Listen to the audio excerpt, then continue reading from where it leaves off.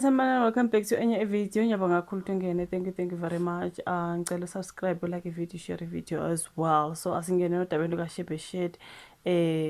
Bengishilo ngathi uShebe Shed guys ukuthi ukhisimusi wakhe ngabe uzoba njani. It looks like ukhisimusi wakhe uzodlela ejele ngoba ngathi uyanqatshelwa ibail njengoba nobe senkantolo namhlanje. Yeah, it doesn't look happy.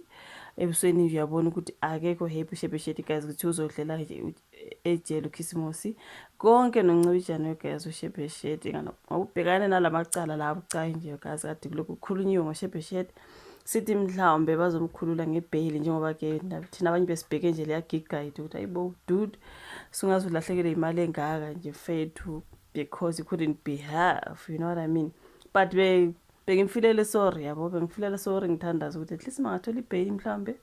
And then of course amanye vele amagigi I'm sure asedlulile, isikhathi sakho sesidlulile mhlambe njengoba December akapheli khona ngase wa-attend ngoba bengizwile phela udaba lokuthi kuthiwa abantu bafuna imali zabo back. Mina ngiyazi ukuthi yena umoshile, ngiyazi ukuthi uwonile, kodwa ngendlela ade ebhukhwe ngakhona ukuthi akhona ke phela ade sebemkhokhela ama-deposit. Manje emveni kokuthi aboshe sebefuna ama-deposit wabo back. Izokhokhwa abantu le mali izophuma kubani kanjani? That's why bengithi kodwa ukuthi mengakhululwa kungaba ngcono ngoba at least uzokwazi ukuthi amanye ama-gigs ke asele awa-attend mhlawumbe ke mase thole yonke full payment mhlawumbe bese khokhela laba abafuna imali zabo back something. I was just thinking out loud. You know, kodwa hayi kuyacaca ukuthi ayicha ngeke kwehlule. Uyanqatshela ibail uShebe Shed guys uzochitha ukhisimusi wonke ejele even uJanuary wonke ngoba ngathi bapostponele to February ke mntakabawo. Imagine hayi Shebe Shed.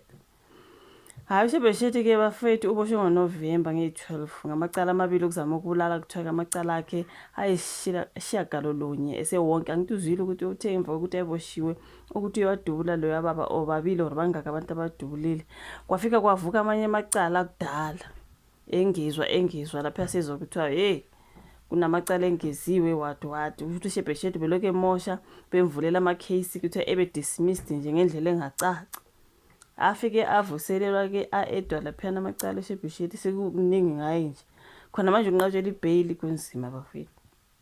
Ayasazi ukusho kwakhe kusukela esigamekweni esenzeka ezintathu zangesonto kwakungo-October ngalesiya sikhathi emgwaqweni iVitclip. I think this is Vitclip ngaseLadana ngaphandle kwaseLimpopo. So kusola ukuthi uShebe Shed waxakazisana ke nomunye umshayeli wasemdubula kaningi kwenye imoto nje kwalimala kanzima kaba omunye wabagibeli oyenomnyaka engu-34 waphutha nje esibhedlela esiseduze. So yeah, that's what was said. So imantshithe ayimzondi kodwa ke ukuziphatha kwakhe kumele nje kufakele ibuko ngoba ubengaphandle ngebail ngamanye amacala kodwa waqhubeka nokunye aseboshelwe khona. Like they always say, bayakhululwa ngebail, mabekhululwe ngebail they go on to continue committing other crimes. That's why abantu bethi ngcono nje kungabi kwa bail leyo ngoba ke basuke beyomosha masebetholele bail yona nto ukuthiwa ke benzwa ngoShebe Shed ubephandle ngebail. But then he kept on behaving the way besimbona ka-social media ke behave senza yonke nje leya nhlobo yento besiyibona wagcina seboshiwe. Manje mesethi bail wena ugange futhi ungaphandle ngebail usufuna ibail bavele bathi ayicha ngeke wena ke ngathi uyasijwayela yabo.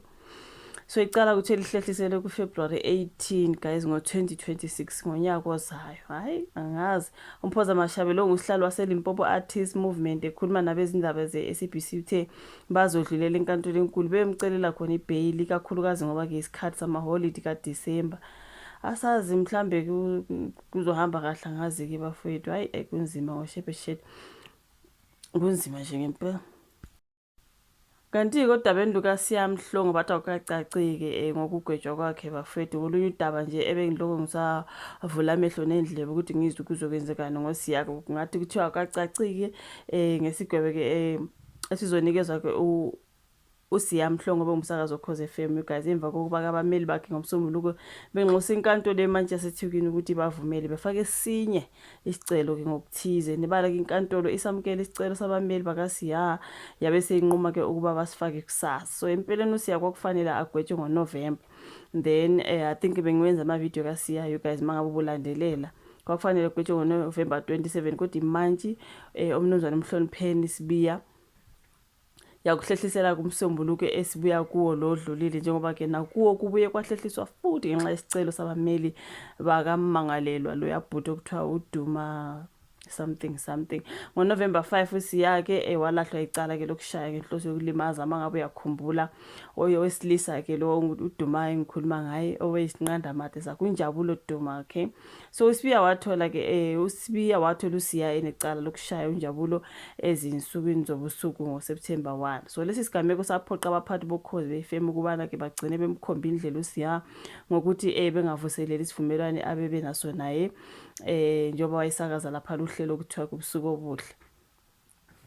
So kusenzeka konke lokhu nje uthi uSiya uyohluleke wancama ukunxenxa enkantolo ukuba ichithe ubufakazi bomangali ngoba buntekenteke futhi ke bungeke busebenziseke lapha enkantolo. So imizamo kaSiya ke kwafana nokuthi hayi wayethela nje amanzi emhlane wedada njengoba inkantolo yasiphikisa leso sicelo. And then abameli bakaSiya basebekhala ngokuthi khona lapho umangali athi khona akazange ambone uSiya emjikijela ngebhodlela, ngoba wathi umjikijele ngebhodlela kwaba kuningi nje ngoba wayeseyabheke phansi wezwa ngalo nje selimshaya. Bathi kuyo le nkantolo waphinde futhi wathi wambona uSiya emjikijela ngalo leli bhodlela. Okunye abakhala ngakho abameli bakaSiya ukuthi kungani inkantolo ithemba ufakazi ke bomuntu okuthiwa ke wayengathi wayephuzile. So kwathiwa hayibo bathemba kanjani ubufakazi bomuntu akade ephuzile, usakhumbula kanjani izinto ezenzeke ngenkathi ephuzile, something like that.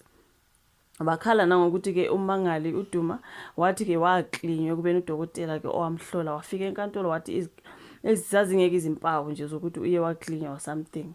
Nakuba kunjalo ke imantshi yachitha kunjalo uSiya bafowethu. So hayi kuthi awukacaci ke ngokugwetshwa so bathi kakwacaci ukuthi uyogwetshwa nini uSiya bafowethu, naye ngomunye nje onenkinga efana nekaShebeshet. So kunzima ke ngalabo bhuti ababili ngithe angenzeke ivideo sihlanganisa udaba lukaShebeshet nolukaSiya Mhlongo. So sesiyobona khona ke makungoba kuba ne-update sizwe ukuthi what's gonna happen, njengoba bethi awukacaci ukuthi uyogwetshwa nini kanjani. Okay, uShebeshet yena ke icala ke hlehlisela uFebruary 16, is it 16 or 18 ngonyaka osayo. Ubenethemba lokuthi uthola ibail ke kodwa hayi uye wanqatshelwa ibail. Kunzima nje bafowethu when it comes to these guys, these celebrities. Okay, lona daba benginalo manje olukaShebeshet nolukaSiya Mhlongo. Ngicela ukuthi like ivideo, subscribe, share, kusiyasho uvolo ka comment section. Phinde sibonane kwezayo. Bye.